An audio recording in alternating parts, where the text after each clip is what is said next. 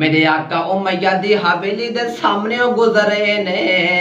मेरे आका दे कन्ना विच कराहने दी आवाज आ रही है। मेरे आका को रहा नहीं गया, पता भी सी दुश्मन दा मकान है, दुश्मन दी हवेली है। पर मेरे आका ने दुश्मन वाल नहीं वेख्या, बल्कि उस वाल वेख्या है जिदे लब्बां चों आवाज मेरे मुस्तफा दे कन्ना विच बह रही। हबशी दी ड्यूटी उमैया ने बकरियां चरांदे ला दित्ती। हुण बलाल रोजाना बकरियां चरांदे ने बस्ती तो बाहर जाके पहाड़ां वाली साइड ते। एक दिन मेरे नबी पाक सल्लल्लाहु अलैहि वसल्लम दा गुजर उस साइड वालों दी होया जिधर बलाल बकरियां चरान गए सन। सियाने कहंदे जदों किसे दी बननी होवे, जदों किसे दी समझनी होए, रब कई बहाने बना देंदा है, रब कई राह विखा देंदा है। जदों किसे दी बननी होवे, जदों किसे दी समझनी होए, हुण हजूर उसे साइड वाल चले गए ने जिधर बलाल बकरियां पे चरा रहे ने, जिधर बलाल बकरियां चरा रहे ने। मेरे नबी पाक सल्लल्लाहु अलैहि वसल्लम नु प्यास महसूस हुई। नबी पाक ने वेख्या ओ दूर एक काले रंग दा गुलाम बकरियां पिया चरा रहा है। हजूर कहंदे ने भी मैं ओदे करीब जाके ओदे कोल जाके ओदी इजाजत लैके ओदे किसे बकरी दा दुध पी के ते अपनी प्यास बुझा लेना वा। हजूर हुण चलदे चलदे बलाले हबशी दे कोल चले गए, जाके अर्ज कीती भी तेरियां इन्हां बकरियां दे विचों कोई बकरी दुध दिंदी है?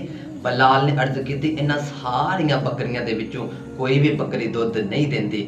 हजूर ने फरमाया भी मैनूं लगी है प्यास, तू इजाजत दे ना किसे बकरी का दुध चो के पी लवो ते मैं पी लवां। बलाल कहंदे ने वेखो जी इन्हां सारियां बकरियां दे विचों कोई भी बकरी दुध नहीं दिंदी। हजूर ने फरमाया तू इजाजत दे ना, अगला काम मेरा है। फरमाया तू इजाजत दे ना, अगला काम मेरा है। बलाल कह लगा जो किसी बकरी के थन च दुध होए तो मैं तुहानू इजाजत दवा ना। अल्लाह अकबर कबीरा। बलाल कह लगे हजूर इन्हां बकरियां दे विचों किसी बकरी के थन च दुध नहीं है।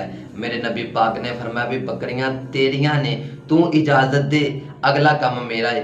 बलाल ने आख्या फिर जिवें तुहाडी मर्जी होए, बहरहाल मेरियां अखां भी वेखण दियां ने भी बकरी के थन च दुध नहीं, बाकी जिवें तुहानू फिर मुनासब लगे बलाल वल्लों तुहानू इजाजत दे। हुण बलाल अपनियां अखां दे नाल वेखण दे ने मेरे सरकार ने उन्हां बकरियां दे विचों एक बकरी नूं फड़िया, सरकार ने ओदे थनां नूं हथ लाए। सरकार दे हथ लाण दी वजह तो ओ बकरी जिन्हें अपने थना च दुध बिल्कुल खुश्क कर दिता सी, सरकार दे हथ लगन दी वजह तो उस बकरी दे थना विच दुध आ गया।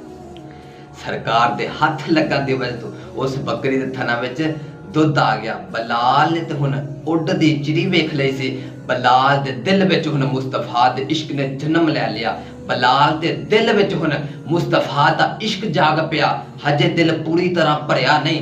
हुण बलाल रोजाना बकरियां चरांदे ने ते इंज अड्डियां चुक चुक के वेंदे ने, सोने दियां रावां वेंदे ने, किते ओ दुध पीण वाला फेर आए ना, किते ओ सोना फेर आए ना।